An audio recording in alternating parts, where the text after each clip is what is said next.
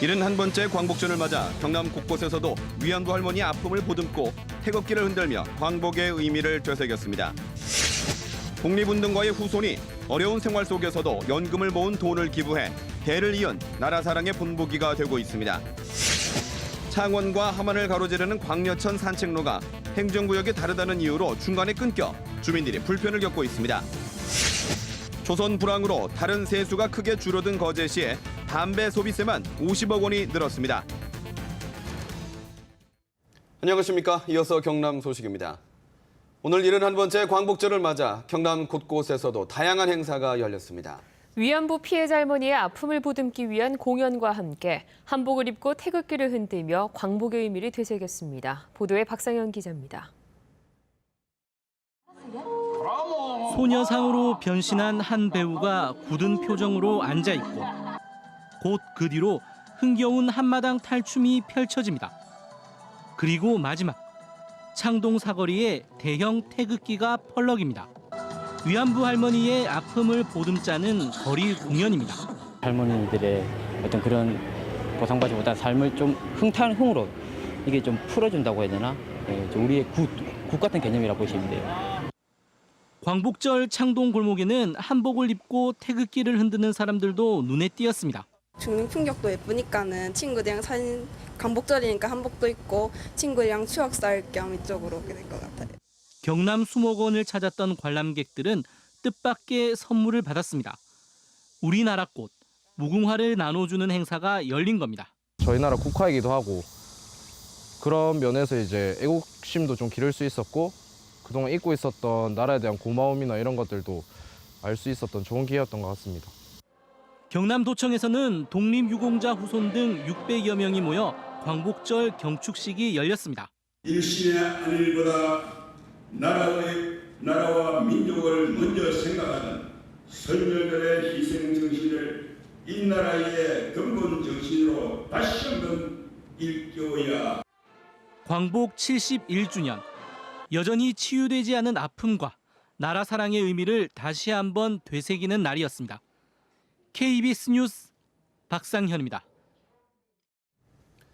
집안 어른이 독립운동에 혼신을 바치느라 후손들은 경제적으로 어려운 생활을 하는 경우가 많이 있습니다. 본인도 어렵지만 허드렛 일로 모은 소중한 돈을 장학금으로 내놓은 독립유공자 후손이 있어 대를 이은 나라 사랑의 본보기가 되고 있습니다. 김준원 기자의 보도입니다. 올해 82살인 이도필 할머니. 밀양에서 독립운동을 이끈 공로로 지난 2005년 건국 훈장을 받은 고 이찰수 선생의 딸입니다. 이 선생이 독립운동에 헌신하면서 이 할머니는 어릴 때부터 가난한 삶을 이어왔습니다. 독립운동을 가정 돌보지 않고 밖에서 지나고 나나 이것밖에 뭐예요. 엄마하고 뭐 고생하고 살았습니다. 남의 집 일하고 예. 힘든 어린 시절부터 시작된 절약은 습관이 됐습니다. 무릎이 안 좋아 거동이 불편해도 봉사자의 도움을 받아 놀이터로 향합니다. 전기료를 아끼기 위해서입니다. 너무 우리 어르신이 전략을 하셔가지고 제가 에어컨을 한 개 30만 원짜리 사자 해도 안 사십니다. 말랐고 이렇게 뭐 부채질하면 된다고. 이 할머니의 유일한 수입은 매달 나오는 독립유공자 유족연금 120만 원. 할머니는 이마저도 아껴 10년 동안 모은 5천만 원을 어려운 학생에게 써달라며 내놓았습니다. 아버지와의 약속을 지키기 위해서입니다. 어려운 사람 공부하고 도와주려 니도 공부를 못 했잖아. 못 해서 한이 맺혔잖아. 그런 소리 남처럼 안 살고 내 전략하게 살아갖고 뭐하면 조금 여가서. 이 할머니는 앞으로도 절약해 모은 돈을 또 기부하겠다며 독립운동을 한 아버지에 이어 나라 사랑을 실천하고 있습니다. KBS 뉴스 김준원입니다. 다음 소식입니다. 창원 광려산에서 시작해 낙동강으로 흐르는 광려천은 창원과 함안을 가로지르며 주민들의 휴식처가 되고 있습니다. 그런데 이 광려천 옆의 산책로가 행정구역이 다르다는 이유로 중간에 끊겨서 주민들이 불편을 겪고 있습니다. 정유진 기자가 취재했습니다. 아파트 숲 한가운데를 흐르는 개울. 새들이 한가롭게 논이고 근처 주민들은 더위를 피합니다. 창원시와 함안군이 수백억 원을 들여 조성한 생태하천 광려천입니다. 그런데 하천을 따라 이어지던 산책로가 갑자기 끊어져 있습니다. 보시다시피 하천은 창원까지 계속 이어져 있지만 산책로는 여기에서 끝납니다. 이렇게 차들이 지나다니는 다리를 건너서 한참을 돌아가야 하천 옆에 마련된 산책로를 계속 이용할 수 있습니다. 다음 산책로까지 가는 우회길은 1km로 어른 걸음으로 10분 정도 걸립니다. 하지만 직선 거리로는 채 300m가 안 되는 구간입니다. 운동하시는 분들도 그렇고 이쪽 길로 나가시는 분들 보면 좀 다시 올라와서 가야 되니까 연결이 안 돼서 좀 불편할 것 같다고. 산책로가 끊어진 부분은 함안군과 창원시의 경계 지점. 창원시는 창원시대로, 함안군은 함안군대로 사업을 진행하다 보니 경계 부분이 끊어져 버린 겁니다. 함안 구간하고 우리 구간은 별도로 사업비가 계획해가지고 내려와가지고 철벽도 있고 이런 부분에 대해서 거기가 또 창원시 구역이란 말입니다. 지난 2014년 창원시와 함안군은 주민 편의를 위해 상생협약까지 맺었지만 이 사업에는 적용되지 않았습니다. 주민들의 민원이 계속되자 창원시와 함안군은 뒤늦게서야 산책로를 이을 방법을 고려해보겠다고 밝혔습니다. KBS 뉴스 정유진입니다. 조선 불황으로 세수가 크게 줄어든 거제시에 유독 담배 소비세만 50억 원이 늘었습니다. 단순히 담배가 많이 팔렸다고 반길 일이 아니다 보니 거제시가 금연 클리닉 운영을 확대하는 등 주민 건강 관리에 나섰습니다. 보도에 조미령 기자입니다. 대형 조선소 협력업체에서 일하다 실직한 뒤 실업급여를 신청한 용접공 김모 씨. 일자리를 찾아 다른 지역으로 떠나려는 고민에 하루하루 담배가 늘었습니다. 보자점도 있고 한대턱도 있고 그러니까 저는 저는 저 같은 경우 여기 집에 있으니까 담배를 그냥 부르니까. 대형 조선소의 점심시간. 푹푹 찌는 무더위에도 흡연구역은 근로자들로 빼곡히 찼습니다.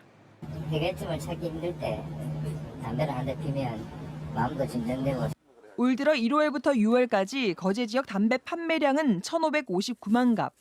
지난해 같은 기간보다 500여만 갑이 늘어 담배 소비세도 50억 원이 증가했습니다. 조선 불황으로 취득세와 지방소득세, 주민세 등 6개월 동안 징수한 세수가 지난해 같은 기간에 비해 473억 원이 줄어든 것과 대조적입니다. 금년을 작정했던 사람들이 다시 담배를 피우는 현상, 어떤 근로자의 경기 침체로 인한 이런 영향이 일부는 있지 않느냐. 하지만 주민 건강과 직결되다 보니 마냥 반길 일이 아닙니다. 거제시는 이렇게 3만 명이 근무하는 대형 조선소와 대형 병원에 금연 클리닉 운영을 확대하는 등 주민 건강 관리에 나섰습니다. 거제시는 오는 12월 말까지 금연 상담사 등 인력을 늘리고 금연 실천율을 높일 수 있는 방안 마련에 집중할 계획입니다. KBS 뉴스 조미령입니다.